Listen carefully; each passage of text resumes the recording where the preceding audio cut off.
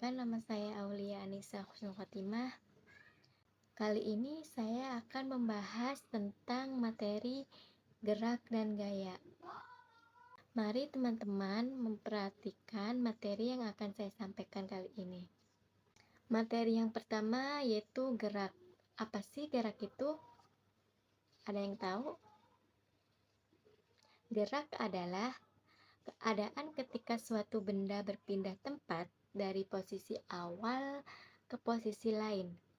Nah, perpindahan itu dilihat dari berdasarkan titik acuan tertentu dan terjadi dalam waktu tertentu.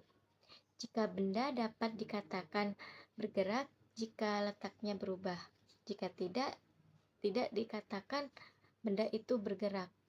Nah, contohnya seperti orang yang mendorong kotak pada gambar.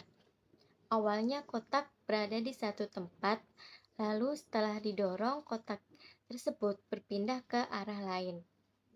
Karena posisinya berubah, maka kotak tersebut mengalami gerak. Kita bisa melihat contoh gambar di atas.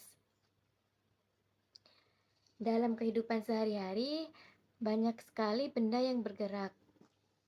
Misalnya seperti kendaraan yang berjalan, bola yang ditendang, atau daun-daun yang jatuh dari pohon.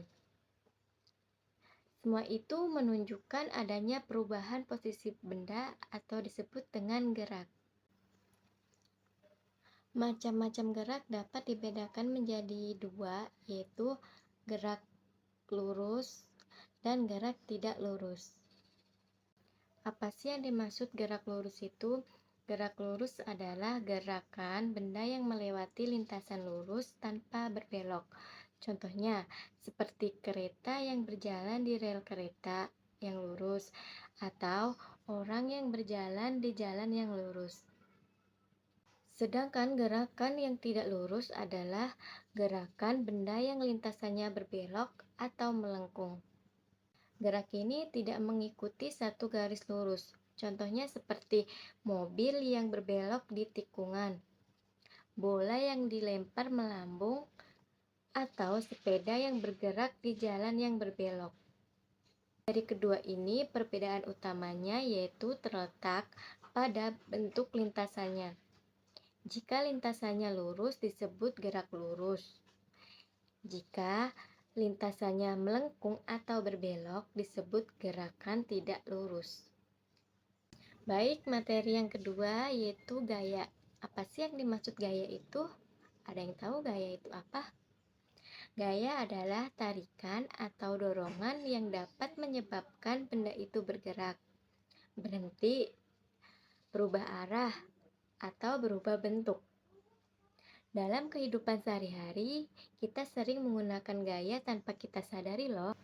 Pengaruh gaya dalam kehidupan sehari-hari yang sangat mudah kita temukan yaitu gaya dapat membuat benda yang diam menjadi bergerak, membuat benda yang bergerak menjadi berhenti, dan mengubah arah gerak benda, bahkan bisa mengubah bentuk benda. Contohnya seperti saat menendang bola. Bola yang awalnya diam menjadi bergerak.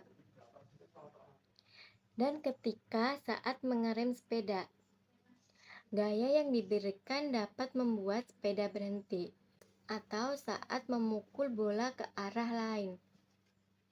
Arah gerakannya akan berubah. Selain itu, gaya juga dapat mengubah bentuk benda seperti plastisin yang ditekan sehingga menjadi pipih. Hal ini menunjukkan bahwa gaya memiliki pengaruh besar terhadap gerak dan bentuk benda di sekitar kita. Tanpa adanya gaya, banyak benda yang tidak dapat bergerak atau berubah seperti yang kita inginkan. Nah, di sini gerak dan gaya merupakan dua hal yang saling berhubungan. Gerak terjadi ketika suatu benda mengalami perubahan posisi, sedangkan gaya terjadi ketika tarikan atau dorongan yang menyebabkan perubahan pada benda tersebut. Karena itu, gaya dapat mempengaruhi gerak benda. Baik, mungkin itu saja materi sedikit yang dapat saya sampaikan pada hari ini.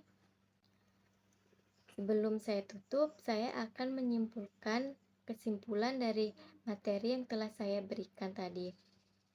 Kesimpulan di sini yaitu gerak adalah perubahan posisi suatu benda dari tempat awal ke tempat lain dalam waktu tertentu.